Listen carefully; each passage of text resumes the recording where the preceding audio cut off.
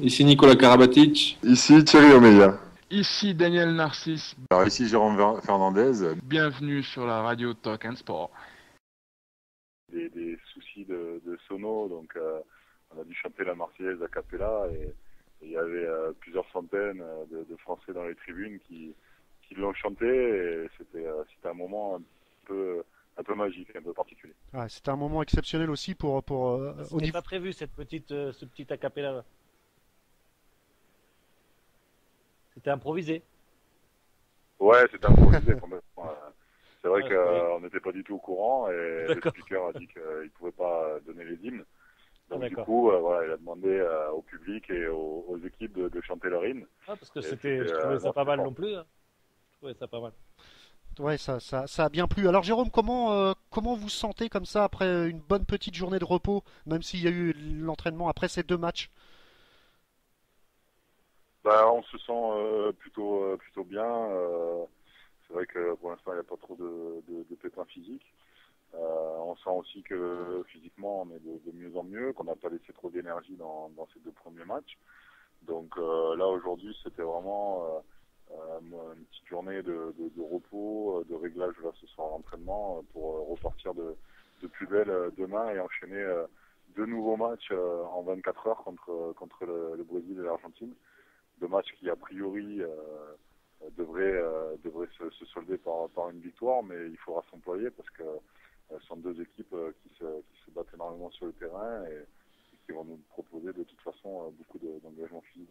Ouais, de toute façon, tout le monde veut battre les experts à l'image de la belle prestation de l'équipe de Tunisie. Jérôme, à titre personnel, vous avez joué vous l'avez dit au micro de Handé d'ailleurs hier, vous êtes un peu en rôle de remplaçant. Est-ce que c'est dû peut-être aussi à votre blessure du mois de décembre et peut-être pas à fond à 100% physiquement? Il y a un peu de ça et puis il y a aussi le fait que je pense qu'aujourd'hui on a des joueurs dans l'équipe qui sont meilleurs que moi, donc c'est normal qu'il y ait que les meilleurs soient sur le terrain, c'est tout à fait logique. Moi après je me bats pour donner le meilleur de moi-même et aider l'équipe à gagner les matchs quand je suis sur le terrain, mais aujourd'hui c'est vrai que sur le poste d'arrière gauche et de demi-centre, on a Daniel et Nicolas qui sont quand même incontestables et voilà, on sait qu'on comptera forcément beaucoup sur eux pour la suite de la compétition. Donc en ce moment on essaie plutôt de répartir le temps de jeu pour qu'on arrive frais pour les huitièmes de finale. Et j'imagine aussi que vous avez un rôle peut-être aussi de grand frère vis-à-vis des petits jeunes comme Valentin Porte et Timothée Guessant. Oui, c'est vrai que sur la vie de groupe et tout ce qui se passe en dehors du terrain, voilà, on essaye les anciens de bien encadrer les jeunes, de les aider à se sentir à l'aise tant dans la compétition qu'avec nous. Et je crois que ça se ressent sur le terrain parce que quand ils rentrent, ils apportent leur fougue et leur talent et ils se donnent à fond pour l'équipe. Alors Benoît, une petite dernière question peut-être pour Jérôme qui nous fait la gentillesse d'être avec nous. Non, mais c'est vrai que là, on a vu que vous avez répondu avec vraiment humilité contre le Monténégro pour être présent d'entrée et pouvoir vous faciliter le match. Est-ce que je pense que ça va être les mêmes consignes pour les 2 prochaines rencontres qui vous attendent? Ouais, complètement. On va essayer de faire un bon début de match en défense pour essayer justement de marquer des buts en contre-attaque, des buts faciles et essayer de creuser l'écart petit à petit le plus rapidement possible et que justement ces équipes-là ne soient pas tentées de jouer à fond jusqu'au bout du match. Donc nous, ça nous permettra de faire tourner comme on l'a fait hier contre le Monténégro et d'économiser des forces en vue du match contre l'Allemagne le 18. Bah écoutez Jérôme. Oui, je pense aussi que là, ton rôle aussi va être primordial, tant comme tu le disais pour encadrer, mais aussi pour toi que tu retrouves du rythme. Et faut pas non plus oublier que en ce moment tu es quand même le meilleur tireur de penalty, donc je suis persuadé que pendant cette compétition tu auras ton rôle à jouer et même dans les phases finales. Donc j'ai confiance en toi et je te souhaite bonne chance et bon courage pour le reste de la compétition. Je te remercie beaucoup. Je vais essayer de continuer comme ça et de m'améliorer match après match et puis voilà, essayer d'aider au maximum quand on fera appel à moi. Bah, écoutez, C'est ça les grands champions, ouais, c'est ça au service du collectif, c'est Ouais. bien. Merci, Exactement. merci beaucoup Exactement. Jérôme d'avoir été avec nous. On vous souhaite un excellent match, enfin les deux On prochains a matchs. perdu l'usage. Ouais, Jérôme, je disais, je vous souhaite Ouais. un excellent fin de soirée, des bons matchs encore avec Ok, l'équipe de merci. France, et merci de répondre toujours présent pour Andé. Merci beaucoup Jérôme. Ok, pas de problème. À la prochaine. Merci Para. Ok, allez, Merci, bonne journée. Jérôme. Ciao, ciao. Merci Jérôme. Ah, excellent, toujours excellent. Jérôme Fernandez, vraiment là, il venait de sortir de l'entraînement. Hein, je vous le dis tout de suite, il nous l'a dit en off. L'humilité, on est toujours assez étonné quand on a Jérôme Fernandez sur l'antenne. Mais quand un monsieur du calibre de Jérôme Fernandez nous dit ils sont meilleurs que moi sur le terrain, donc c'est normal qu'ils jouent. Eh ben respect, hein, Benoît. Ouais, non, mais voilà, je lui ai dit clairement ce que j'en pensais. Je pense que c'est aussi là où on voit des grands champions et surtout des champions qui réussissent à durer, parce que c'est difficile aussi de durer, d'avoir toujours un niveau minimum et de pouvoir répondre présent continuellement. Et c'est vrai que cette humilité qu'il a et comme il a, et t'as l'impression qu'il a encore une motivation de gamin et il te dit je vais donner le maximum de ce que je peux. Donc c'est des paroles qui sont belles à entendre, surtout avec déjà la carrière qu'il a derrière lui. C'est Donc clair. il se sent complètement concerné par son changement de statut. On voit qu'il est plus le même leader sur le terrain, mais il a un autre rôle. Mais il le prend tout autant à cœur et il est tout aussi performant et toujours au service du collectif. Donc bravo à lui. Ouais, bravo à Jérôme Fernandez. Alors, forcément, sur le chat, on nous demande aussi Nico Karabatic. On essaiera de l'avoir. On vous promet rien, mais bon, les relations sont plus que bonnes avec. Oh, bah oui. Voilà, avec. Il n'y a pas de souci. On essaiera d'avoir Nicolas Karabatic. On nous demande aussi Bertrand Gilles. Donc, on a déjà reçu, mais ça sera encore avec un plaisir de l'avoir, même si bon, il est chez nos confrères de Canal+. Hein, on peut pas rivaliser. Donc bon, on verra bien ce qu'il nous dit. Et puis, allez, je vais vous faire un petit cadeau aussi. Vous vouliez Nicolas Karabatic, et ben on l'a sa réaction. Ses réactions d'hier, on va vous la donner parce que vous l'attendez. C'était après la belle victoire de l'équipe de France face au Monténégro. C'est toujours au micro de Brice. Tendez bien l'oreille, hein. Il y a un peu de bruit dans la zone mixte, mais vous allez nettement entendre Nicolas Karabatic. Allez, c'est tout de suite pour Avec ce match-là allait être d'un autre ton que le match d'hier. On savait que le Monténégro, si on était appliqué et qu'on commençait bien, il serait pas à notre niveau et il pourrait lâcher. Donc c'est ce qui s'est passé. On a bien joué. On a fait une bonne première mi-temps et après en début de deuxième, on a remis encore un coup d'accélérateur. On a fait une très très bonne défense. Ils n'arrivaient pas à marquer. On a pu mettre des contres et faire la différence et mener de 14-15 buts et après c'était fini. Donc c'était un match. Ça fait un bon entraînement quoi. Ça fait toujours du bien d'avoir des matchs un peu plus faciles. Ça nous permet de souffler, surtout après des combats comme hier. Et toi, du point de vue personnel, t'as moins joué qu'hier évidemment, donc du coup t'as pu te reposer et te reprendre des forces un peu. Oui, voilà, se reposer parce que malgré tout, même il y a eu le match d'hier, mais on a. Vous avez laissé des forces hier.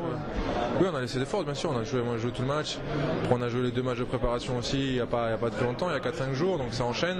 Là, on va enchaîner aussi jusqu'à la fin de la compète, donc il faut pas prendre des risques inutiles. Et puis il y avait pas, le but c'était qu'on joue tous, qu'on soit tous impliqués. Et ça a été. Claude a fait tourner, tout le monde a eu sa part dans le match et c'est très bien.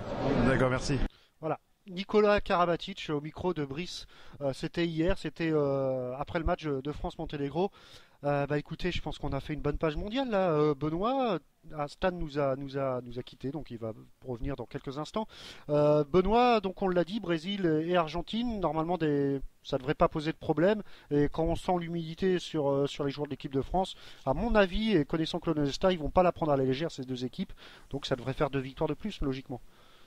C'est surtout le risque sur lequel il faut pas tomber. Voilà, c'est toujours respecter son adversaire et jamais lui laisser la chance de pouvoir espérer quoi que ce soit. Donc à eux de faire d'entrée de jeu la différence et pour se faciliter la chose comme ils ont réussi à le faire contre le Monténégro. Bon, c'est l'importance de ces matchs-là pour la suite de la compétition. On sait que les équipes qui jouent contre l'équipe de France sont toujours ultra motivées pour faire tomber le champion, donc toujours à surveiller, mais avec les forces en présence et leur état d'esprit, je pense qu'ils doivent se mettre à l'abri rapidement et voilà, de faire de ces 2 matchs une formalité.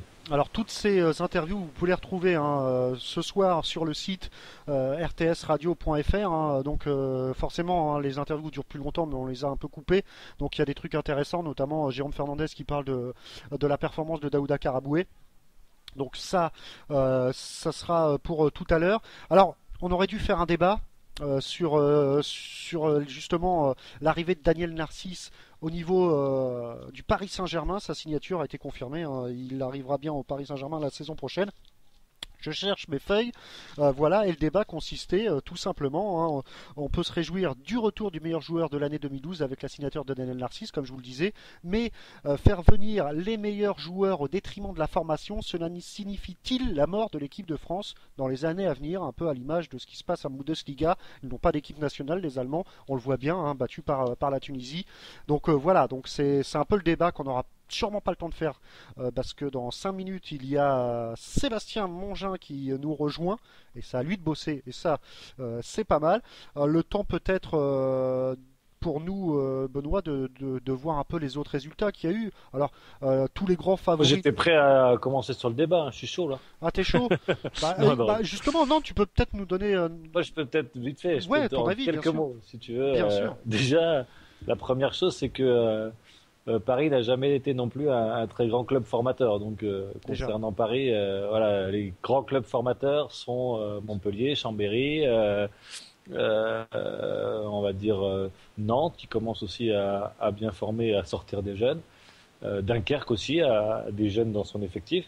Et en plus, connaissant un peu la situation actuelle financière de ces gros clubs formateurs, on se rend compte que Montpellier et Chambéry n'ont plus une force économique qu'ils avaient à une période. Donc eux vont continuer à accentuer leur formation pour pouvoir toujours prétendre à jouer le plus haut niveau. Donc je ne suis pas spécialement inquiet par rapport à la formation en France.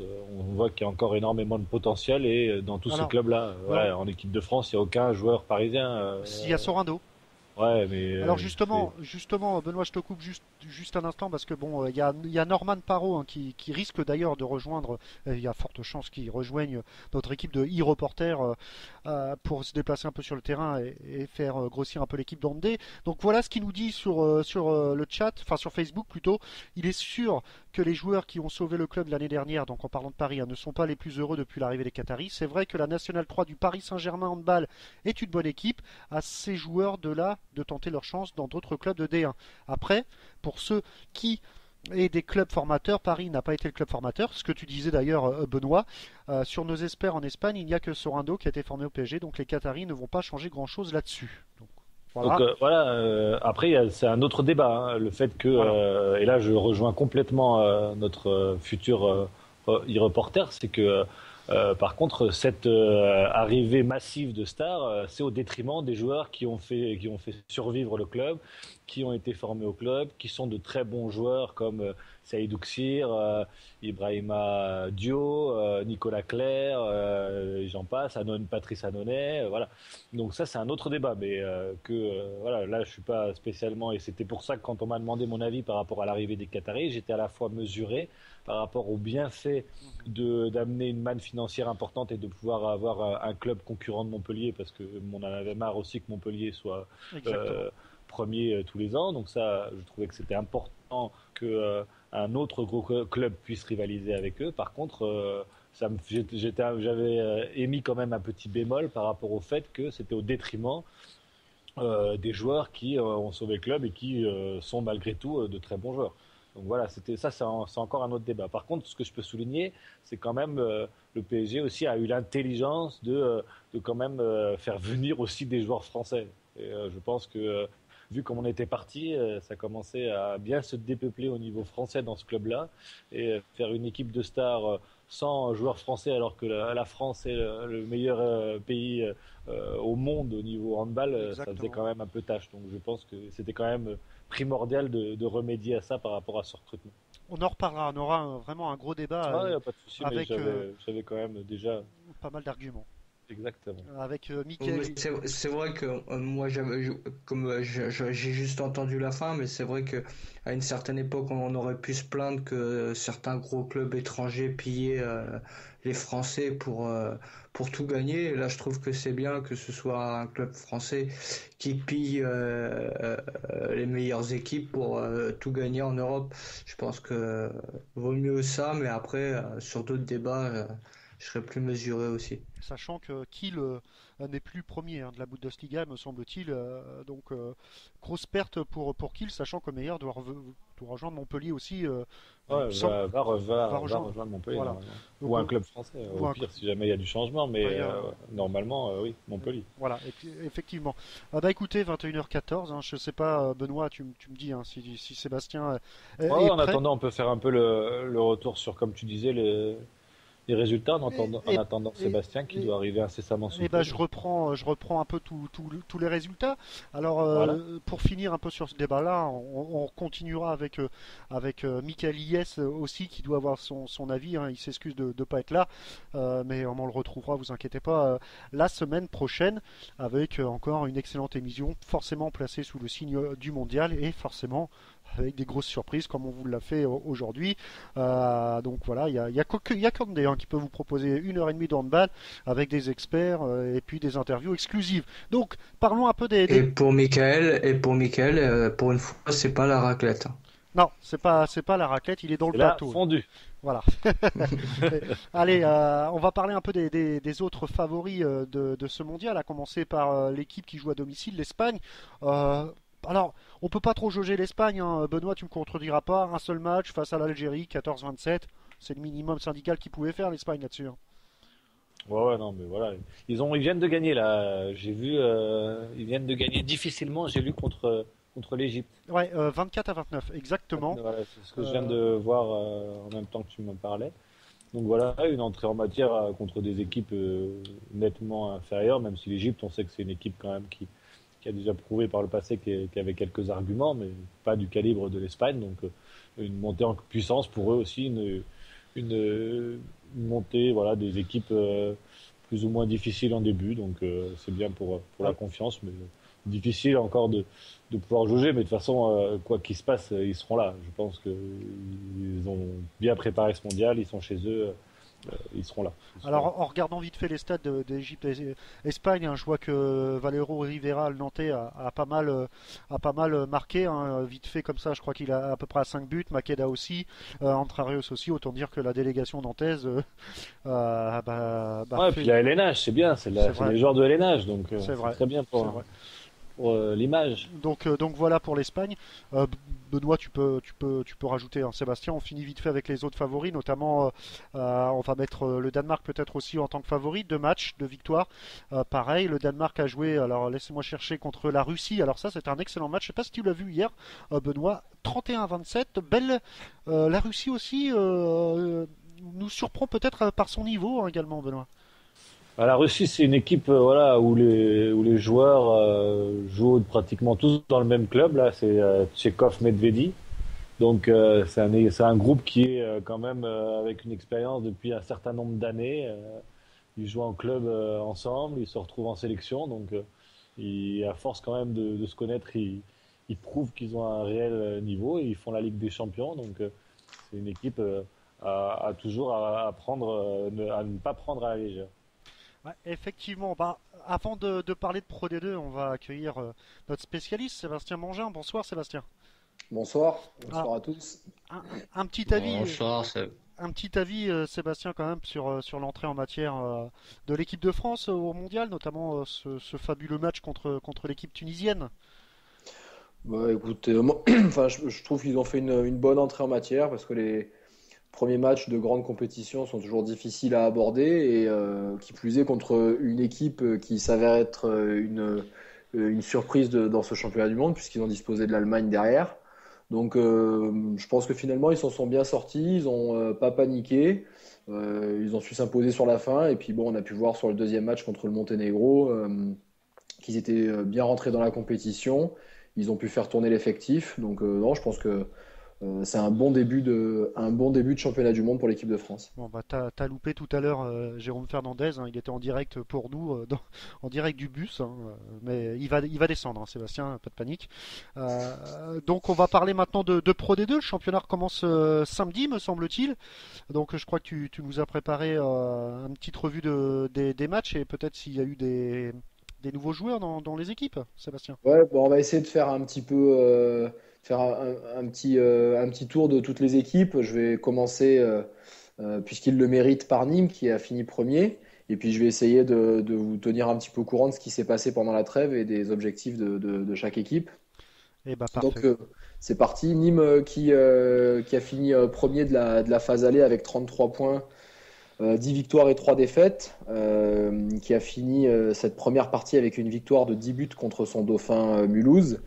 Nîmes, finalement, à l'issue de cette première phase, a tenu son rang et se positionne comme le patron de cette Pro D2. L'entraîneur et le président ont rappelé pendant la trêve la volonté d'accéder directement à la LNH en étant champion de Pro D2, afin de se projeter en fait le plus vite possible sur la constitution du collectif pour 2013-2014. Et ils affichent d'ores et déjà des ambitions puisqu'ils viseraient un top 8 donc à l'échelon supérieur. Alors j'imagine ouais. Sébastien que Chartres va pas laisser partir Nîmes comme ça, hein. Bon, bien évidemment qu'on on va essayer de les empêcher de partir, mais puisque cette première place, on le rappelle, permet d'accéder directement à la LNH, donc elle est très convoitée. Mais très honnêtement, l'objectif pour nous, dans un premier temps, c'est d'accrocher des playoffs. Donc, pour l'instant, on a devant nous Dijon et Mulhouse, donc on va faire les choses dans l'ordre et essayer déjà de rattraper Dijon et Mulhouse avant d'essayer d'aller chercher les Nîmois. C'est quand même primordial que vous les rattrapiez pour pouvoir recevoir au match retour pour les playoffs. C'est important quand même d'avoir cette deuxième ou troisième place. Ouais, justement, c'est pour ça que l'objectif d'abord est effectivement de récupérer le match retour à domicile sur les playoffs. Donc, idéalement, la deuxième place qui permet de recevoir sur les deux matchs si on gagne en demi. Et puis, sinon, déjà la troisième place quoi, sur Dijon. Donc, c'est vrai que c'est d'abord notre objectif. Ouais. Sinon, pour en revenir à Nîmes, ils vont récupérer ce qu'ils appellent leur recrue de la trêve, c'est-à-dire les blessés de longue durée. Qui sont Malik Boubayou et Steve Massard, qui n'ont pas disputé un seul match sur la phase aller. Ils ont fait un match amical de préparation qu'ils ont perdu 30-25 contre Toulouse, une équipe de l'NH. Et pas des moindres quand même, comme rentrée là. Ouais, non, mais c'est sûr. Parce que Malik Boubayou, pour souvenir, c'est quand même un joueur qui a fait une très bonne saison l'année dernière avec Nîmes. C'était l'un des artilleurs de loin le plus réaliste de Nîmes, et Massard aussi avait été déjà très important au niveau défensif. C'est un de très bons joueurs.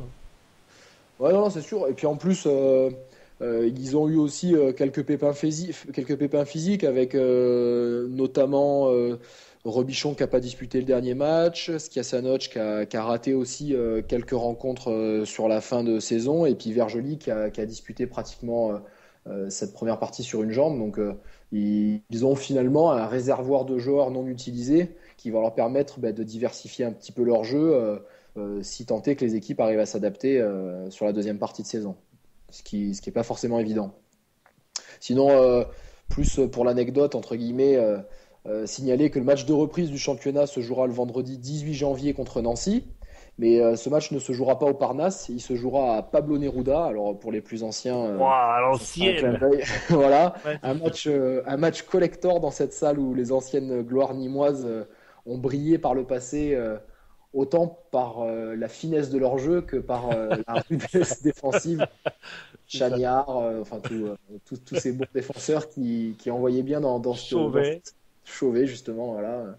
Donc c'est un joli clin d'œil pour cette équipe qui jouera donc son premier match de la phase retour à Pablo Neruda. Ensuite, donc, on passe à Mulhouse qui a fini deuxième avec 31 points, donc 9 victoires et 4 défaites. Donc par contre, eux, pour le coup, ils ont terminé sur une cuisante défaite, donc justement, on le disait précédemment, de 10 buts contre Nîmes. Ils ont vu d'un bon œil l'arrivée de cette trêve, puisque leur dernier mois de compétition a été soldé par 3 défaites pour seulement une victoire, qu'ils ont été chercher à l'arracher à Istres d'un but. Le président avait d'ailleurs parlé de démission un soir de défaite à domicile contre Valence. Ils avaient pris une grosse valise à la maison. Mais là, pendant la trêve, il a annoncé qu'il serait présent jusqu'à la fin de la saison et qu'il aviserait à la fin de cette saison. Par contre, il est revenu, je dirais, une fois de plus durant cette trêve sur les difficultés financières que rencontre son club.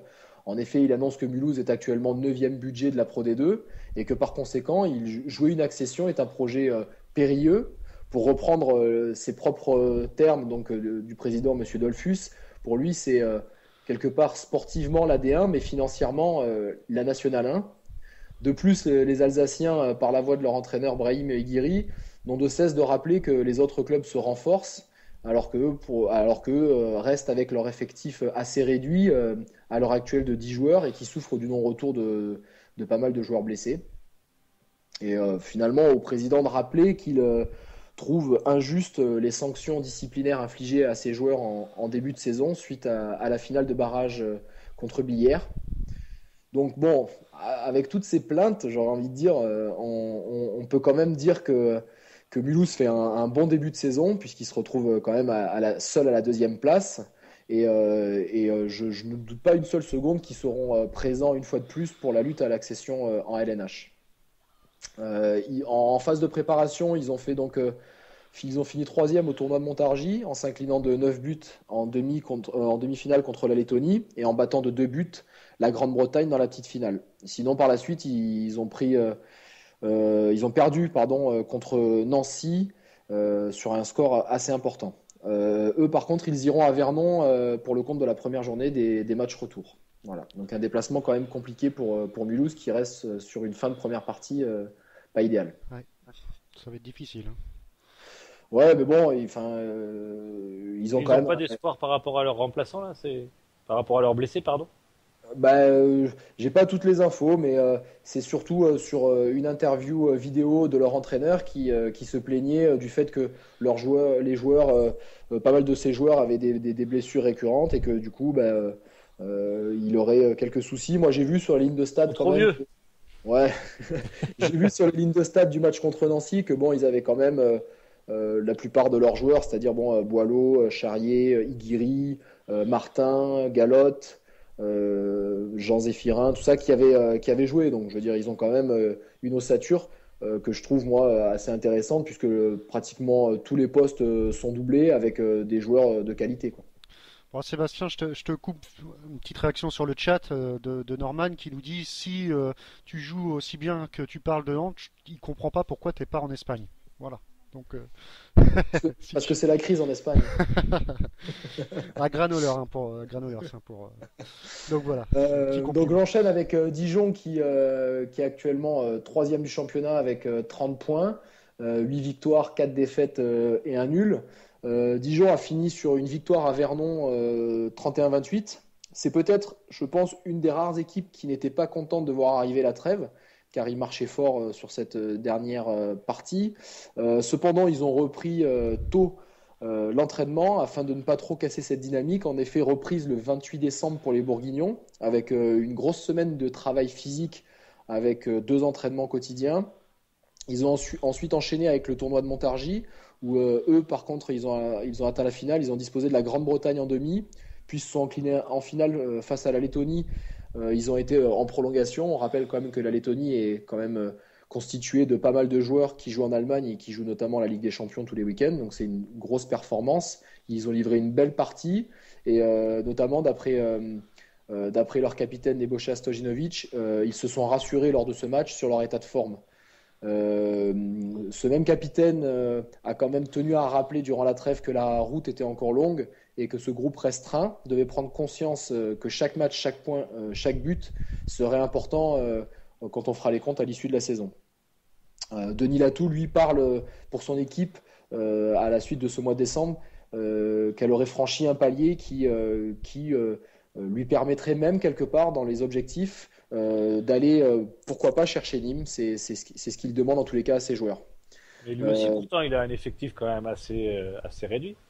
Ouais, c'est d'ailleurs un petit peu paradoxal parce que finalement, ils ont fini mieux que les autres équipes, avec notamment 2 joueurs qui sont pas encore, pour Denis Latou, rentrés totalement dans le groupe au niveau du rendement, c'est-à-dire Bogdanovic et leur Brésilien, je me souviens plus le nom, Beretta ou un truc comme ça, qui pour lui seront les deux recrues qui sont.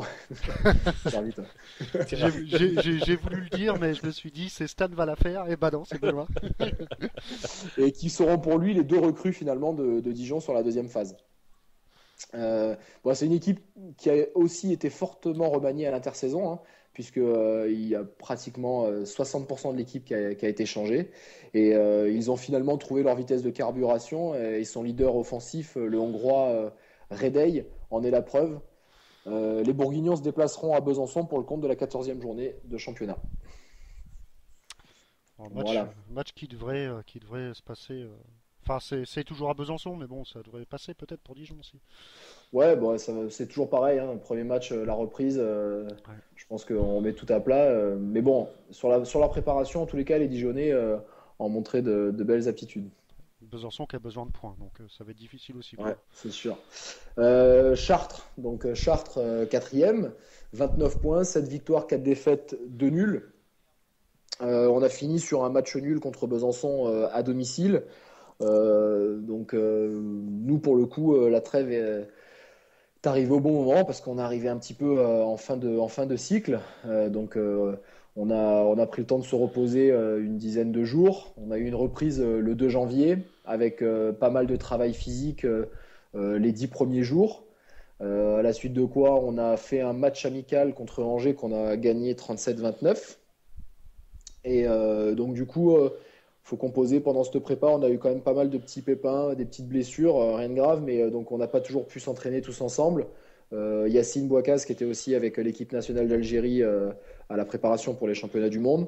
Donc bon, notre préparation a été un petit peu compliquée dans la mesure où, comme je le disais, on n'a pas pu forcément s'entraîner avec tout le groupe.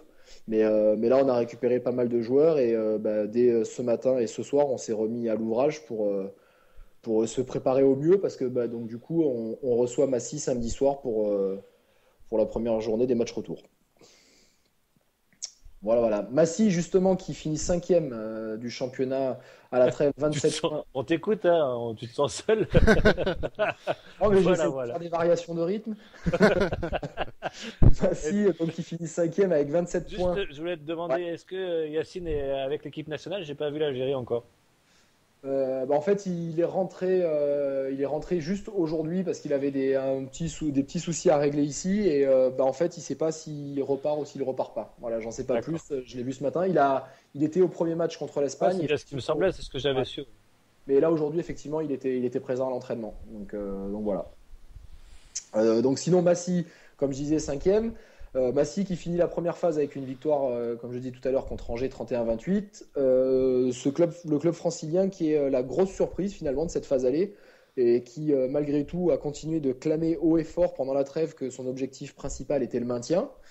Mais on peut imaginer quand même que les 13 premiers matchs ont laissé mûrir un objectif supérieur, en tout cas dans la tête des joueurs. Ils ont d'ailleurs repris les bonnes vieilles habitudes en s'imposant en match de préparation contre Saran 30-28. Bien aidé par un jeune joueur génération 93, le pivot Mathias Dumoulin. Et comme je le disais précédemment, ils viennent nous rendre visite samedi soir pour le compte de la première journée des matchs retour. Voilà. Ensuite, donc, on a Angers qui finit 6e. Justement, donc, défait à Massy sur la dernière journée. Angers qui vise les playoffs en fin de saison et qui a repris l'entraînement le 2 janvier. Cette trêve a permis à David Penaud de dresser un bilan et aussi de se projeter sur cette deuxième partie de saison. Ce dernier est satisfait d'avoir pu, selon ses mots, redonner la culture de la gagne à son collectif et au club et ne veut pas les voir redescendre en dessous d'un certain niveau sur la phase retour. Il parle de minimum syndical. L'enchaînement n'est pas facile pour lui, hein, mais Angers a disputé 2 matchs amicaux et ils ont perdu les 2 matchs amicaux. Donc, franchement, je suis un peu déçu par Angers. Ouais, parce que quand on a fait la revue d'effectifs et avec le potentiel qu'ils ont, je trouve que ils sont encore. Alors peut-être qu'il y avait des antécédents et que les joueurs n'ont toujours pas admis que ils avaient un groupe de qualité et qu'ils pouvaient prétendre à beaucoup mieux, mais je suis déçu par rapport à toute la qualité qu'il y a dans ce groupe et le fait qu'ils soient aussi inconstants. Non, non, mais c'est vrai, en plus, bah, on l'a rappelé, comme tu disais au début de saison, avec la présence quand même de joueurs qui ont évolué à l'NH, Diarra, Bouchta, Yaya, Klimetch, Nikolic, Bakekolo. Bakekolo. On a Le aussi gardien, il fait une saison voilà. de malade. Effectivement, Komjenovic qui fait une grosse saison. Bah, je pense que bon, leur début de saison a été énorme, hein, puisqu'ils étaient premiers, je pense, jusqu'à la 4e ou 5e journée. Et ils s'attendaient peut-être pas à être, entre guillemets, aussi bons et aussi bien en début de saison. Du coup, je pense qu'il y a eu une décompression qui leur a été un petit peu fatale sur la partie médiane du championnat. Et là, ils se retrouvent un petit peu plus là, à la fin des phases allées, même s'ils vont perdre à Massy. Donc, c'est une équipe qui est quand même assez inconstante. Et je pense qu'effectivement, le fait qu'ils se retrouvent à la 6e place, malgré leur effectif, vient de cette inconstance. Et bon, c'est un petit peu ce que dit finalement David Penaud dans son discours, c'est-à-dire qu'il voudrait un minimum syndical. Il est en droit d'attendre ça de ses joueurs et du groupe qu'il a, puisque justement, il a un groupe qui est assez important, quoi. C'est évident. Alors malgré tout, ils seront encore privés de Nikolic, leur arrière droit gaucher, hein, qui avait fait une bonne première partie. Il reviendra que début février parce que ce dernier a été opéré une 2e fois en fait de la mâchoire début janvier et du coup il retrouvera les parquets que début février. Un petit peu en aparté du championnat, le club se prépare à une fête énorme pour la réception de PSG en Coupe de France le 3 février. Toutes les places ont été vendues et on aura un Jambouin plein à craquer comme à la belle époque des Angers-Montpellier en première division. Par contre, un petit peu moins sous le feu des projecteurs, Angers se déplace à Sémur pour le premier match retour. Ça va être chaud. Voilà. Ouais, voilà, justement, je pense que là, ça va un petit peu plus ferrailler. Il y aura peut-être un petit peu moins de paillettes et de strass. Ça sera un petit peu plus rugueux. Donc voilà. Alors, avant de te couper, avant d'enchaîner plutôt, Sébastien, sur le chat, on nous demande si tu as des nouvelles de Sébastien Stortag. Oui, bien sûr, je le vois tous les jours. Comment va-t-il?